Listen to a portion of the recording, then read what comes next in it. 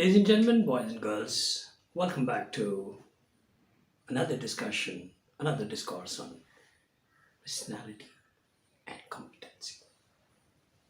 Personality and competency. We are apparently heading for a new destination, a new subject. Only the words we knew, we didn't know the meaning. Only the words we know. We don't know the meaning. Mother is a beautiful word, mama is a beautiful word, but we don't know the meaning. The daughter grows and she gets married, and then she understands, bears children, and then she understands what mother is.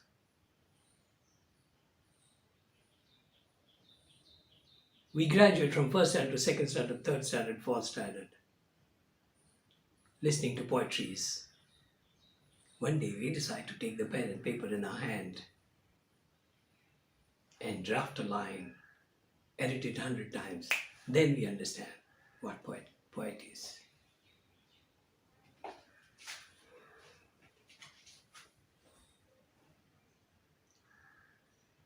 Most initial efforts on poetry are like writing a commentary.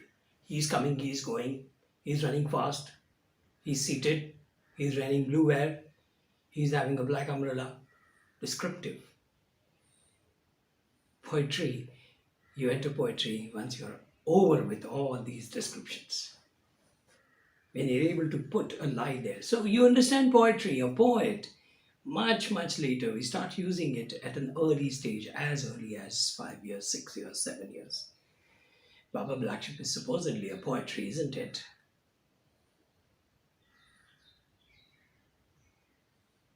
People are trying to find the meaning of that for years. Either there isn't much, or there's a lot which my intellect cannot reach to. Baba Black Sheikh, have you any wool? Now this wool probably is a metaphor of what? Why did the sheep was called black? They're white sheep also. So which country is he going to? He must be coming from. Okay, is he coming from Cleveland, or is he coming from? Is he coming from Napoli, or anything like that? Three bags full. Now, what these three bags are they talking about? The three ages. Three bags full. The torture of living in three states: the child, adult, um, aged.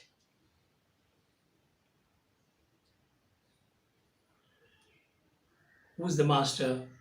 Who's the dame?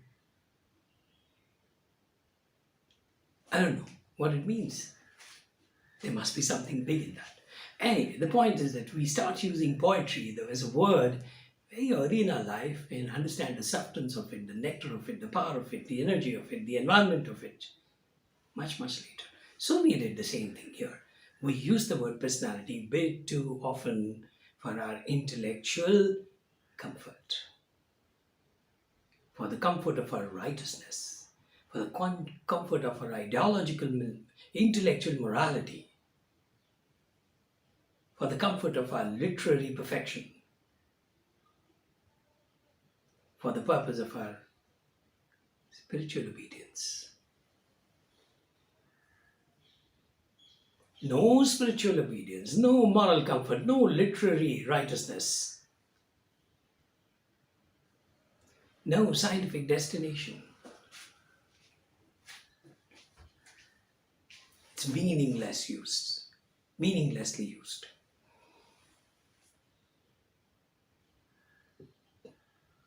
meaninglessly used. To add to meaning, to personality, because now we are for the first time talking about ourselves. Forget what Robertsons are, Emersons are, Sharmas are, Xaviers are. Forget about all that.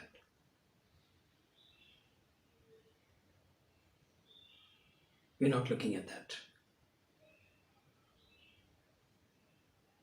We are looking at I, me, myself.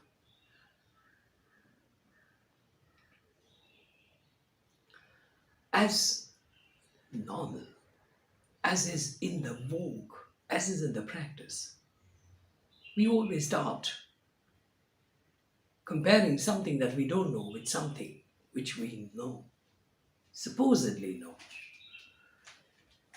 So when I look at me, the personality, I'm yet to know what it is because I'm yet to understand the details of that. But before I help you understand that, I can show you a simple picture, a picture that you're most familiar with. In most likelihood, the most liked picture of your life, the most liked picture of your life, your beloved? No. Your mother? No. Your father? No. Your teacher? No. You yourself. We are always in love with ourselves. That's why we preserve ourselves. We eat well. Whenever we overeat, we care for ourselves, so we don't eat. Whenever we fast, we care for that. Whenever we do dieting, we care for that. So, I is very important, whether you like it or not. I'm making it an official platform. The statement that I is the beginning of the universe of your living. You are the I, you are the beginning of the universe of your living. You were not there 1,000 years back, you will not be there 100 years later.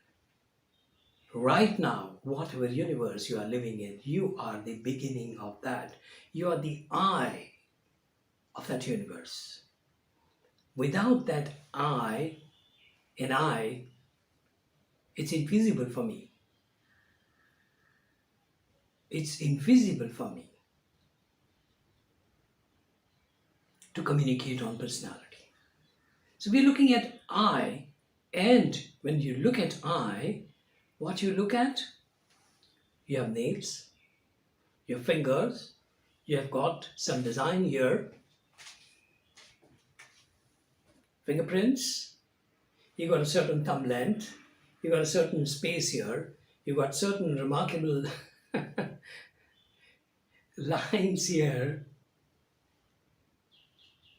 Somebody sees as a graph, somebody sees as a destiny. You got a forehead, you got square shoulders, or drooping shoulders, you got the arm length, you got the color of the skin, the tone of the skin. Whatever you see is me. Yeah, there's no there. Whatever you see is me.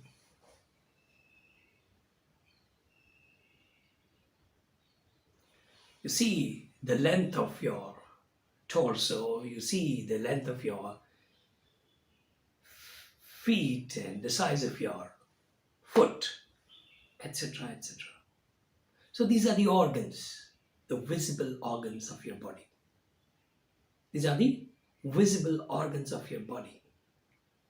While I sort all these numbers, there must be 80, 100 of practical use. There must be 80 or 100 visible elements of our body.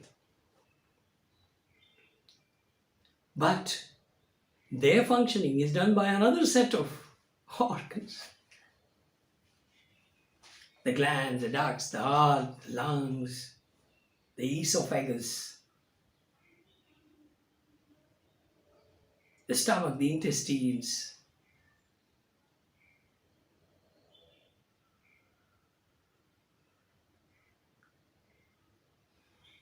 That's another set of organs, seen and unseen. So what we are going to first, lay before you, the initial layout for you for personality is like an organ. We will look at varied parts that make a sizable, cognizable entity called personality.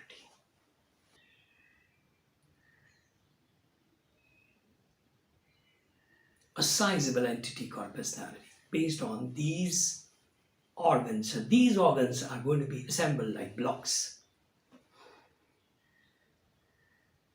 They're going to be assembled like blocks.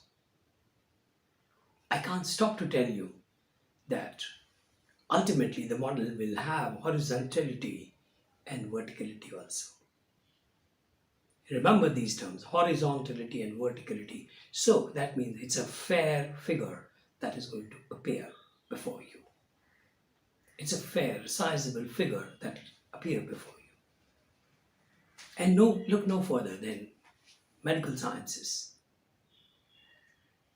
They will do the x-ray of your chest and they will understand what are you carrying, what infection are you carrying inside. But that is a frame. That is a frame. So you'll have these bones appearing 1, 2, 3, 4, 5, 6. I've forgotten the number of the number of bones that I have here. Although I can't afford to forget that. But thankfully, I don't have to count them every day. They're there. They continue to be there. Simulation. Are you sure that these blocks of your personality continue to be with you all the while?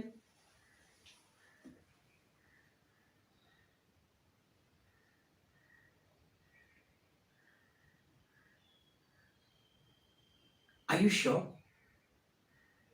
Would you go for a meeting and say, I'm sorry, I have the fourth joint of my vertebral column I've left at home? Is it possible? No, we carry our entire body there. A well-preserved, well-functioning body. But does it happen in case of personality? So that's where simulations end. That's where the comparison ends. We'll go back to the comparison, no doubt about it. We'll use that body and formation of the body and the structure of the body very well. N number of times, umpteen number of visits we'll make to that model. But for a time we understand we are going little away from the original simulation.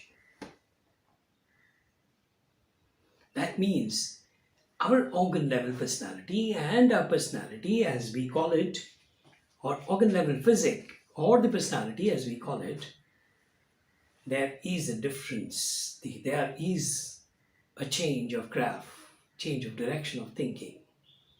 That will add to the complexity. And I love it.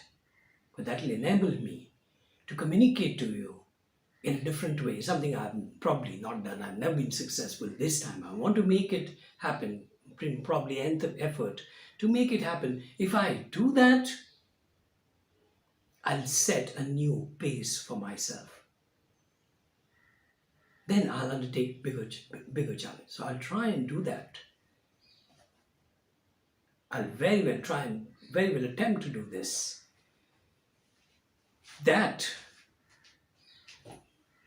These diversions from the personality, from the physic, understanding of the physic, the organs of the body, to the personality, that detour is happening very quietly, very comfortably for you. The points of comparison between you and your friend, very close friends, and both of you evolve only when you become incomparable in some circumstance. That's the truth of friendship. Somebody becomes a great athlete. Somebody becomes a great basketballer. Somebody becomes a great doctor. Somebody becomes a great inventor. But friendship has laid a common path for long distance of your life. You were co-passengers in a longest journey and never took a seat away from each other. That's friendship. So organ level understanding about the body and its comparison with personality, we have got this far into this discussion on competency, on personality and competency.